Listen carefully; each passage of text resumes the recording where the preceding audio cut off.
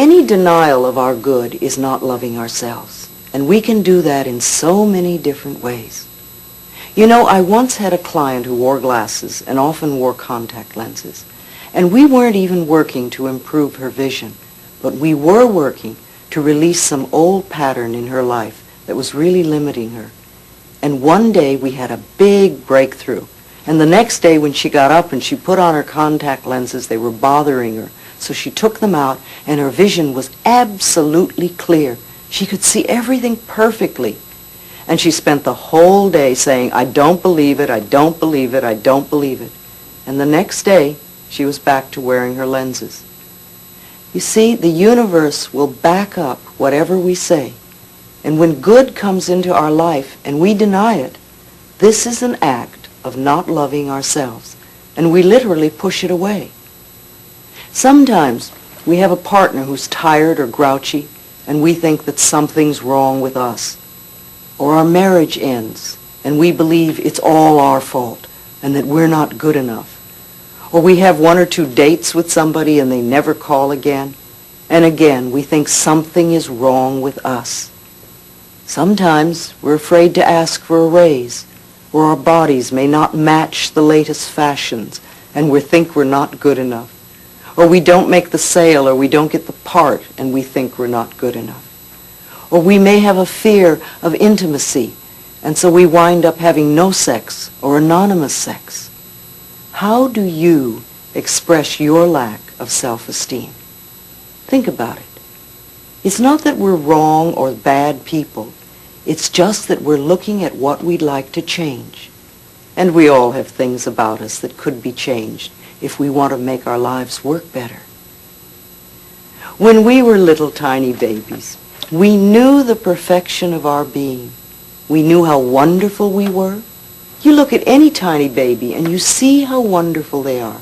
They're full of love and they're full of life, and they ask for what they want, and they express their feelings freely. When a little baby is angry, not only do you know it, the entire neighborhood knows it.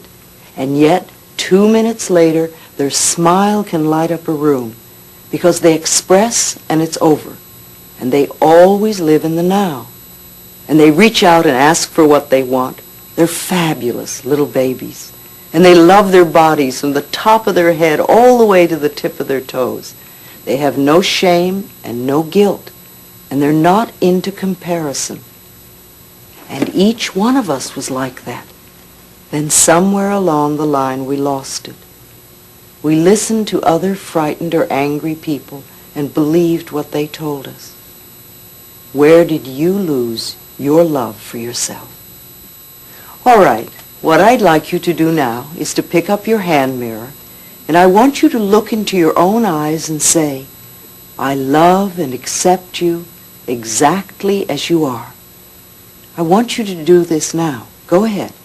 I love and accept you exactly as you are. Just notice your reactions. How do you react to doing this? How do you feel? What's coming up? Is it an easy exercise to do? Do you feel foolish? Does it seem hard to do? Does it make you feel angry? What sort of reactions are you having?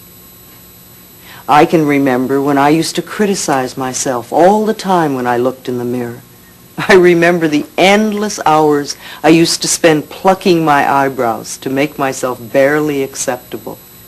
And I also remember I used to be frightened to look into my own eyes. Are you like that? Is this a difficult exercise? Because to me, this is one of our core issues, how we feel about ourselves. It's not important what's happening out there. It's not the size of our hips or our bank account or the fact that we have a lover or not, but how we feel about ourselves.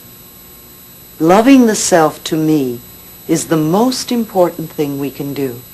And this begins, as I said before, with no criticism. Do you criticize yourself? Oh, I've heard all the answers. Well, of course. I mean, how am I going to change if I don't? Well, if I don't do that, I won't be able to motivate myself. Doesn't everyone? Or I've always criticized myself. Well, we're not talking about everyone. We're talking about you. Everybody has their own answers and their own reasons. Why do you criticize yourself? What's wrong with you? In fact, at this point, I'd like you to stop and give yourself a little time to think and make a list of all the things that you think are wrong with you. And when you finish that, come back and we'll go on. Make a list of all the things you think are wrong with you.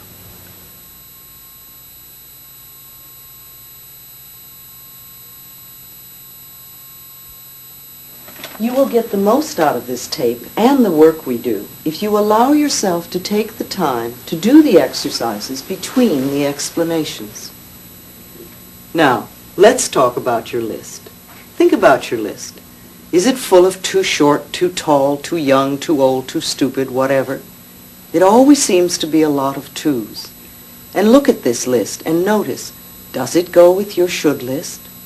Are the items pretty much the same?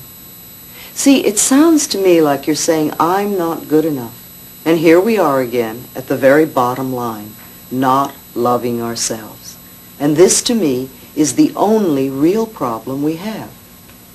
Now, the next question is, where does this come from? Where do we get those ideas? How did we go from the perfection of a tiny baby who knew how wonderful it was to the feeling of being unlovable and unworthy and not good enough? You know, I like to think of us all as being like a rose.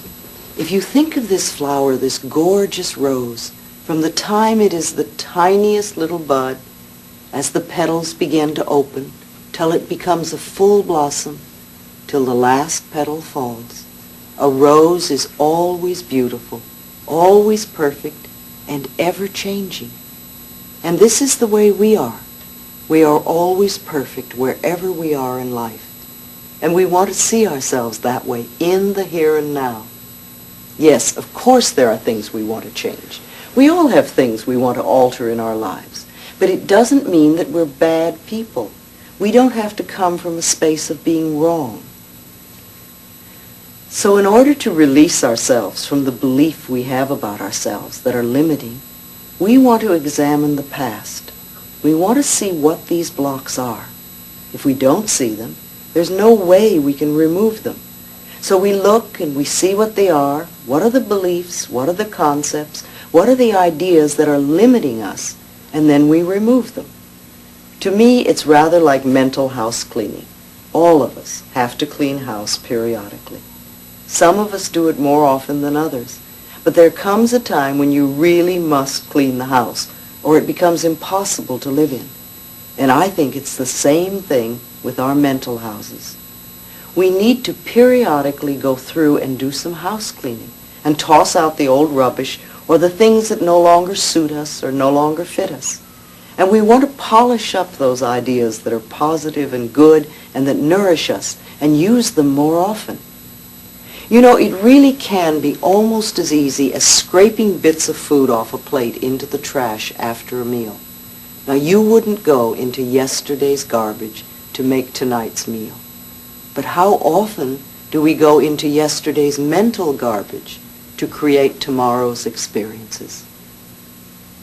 The next exercise I'd like you to do is make a list of all the things your parents said were wrong with you. All the negative messages you got. Again, turn the tape off and give yourself a bit of time to really let things come up. Things that were said or implied about your body, things that were said about your abilities, things that were said about love and money and your creative talents, and things like that. And of course, I know that